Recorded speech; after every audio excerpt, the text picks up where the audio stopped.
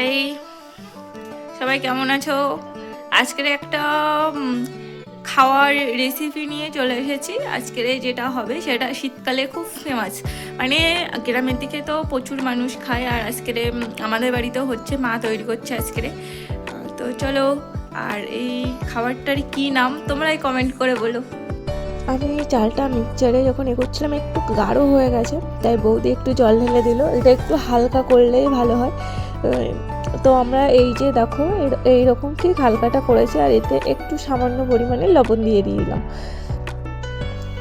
দেখো কতটা হালকা, ঠিক এরকম একটু হালকাই রাখাই ভালো।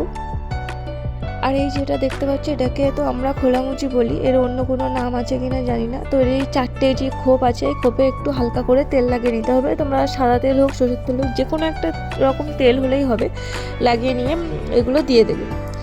আর এই যে খাবারটা তৈরি হচ্ছে না, এটা একদমই মানে এতে কোনো খরচ নেই, কোনো খাটনি নেই বলতে গেলেই চলে।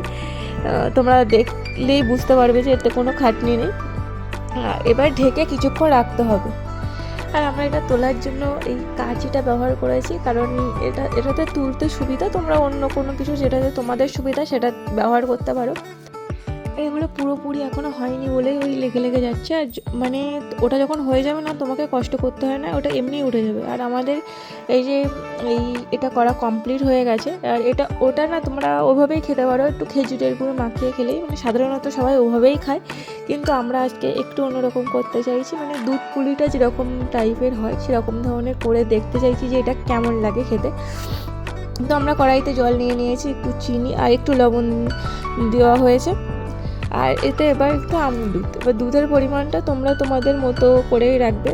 কথাই আছে না, যত গুড় দেবে তত মিষ্টি, সেরকম দুধের পরিমাণটা যদি বেশি দাও তো টেস্ট বেশি হবে, আর যদি কম দাও তো সেরকম টেস্ট হবে। এমন নয় যে খেতে বিচ্ছিরি হবে, ভালোই লাগবে খেতে।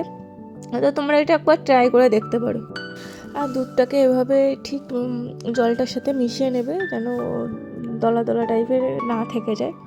তারপরে তোমরা এগুলো দিয়ে দেবে। আমরা কিছুটা খেজুরের গুড়ের সাথে খাবো বলে কিছুটা রেখে আর কিছুটা ওর সাথে দিচ্ছি। দেওয়ার পরে যেগুলো দেওয়া হয়েছে, এবার এটা ফোটানোর জন্য রেখে দেওয়া হবে। 10 মিনিট মতো ঢেকে রাখা হবে এটাকে।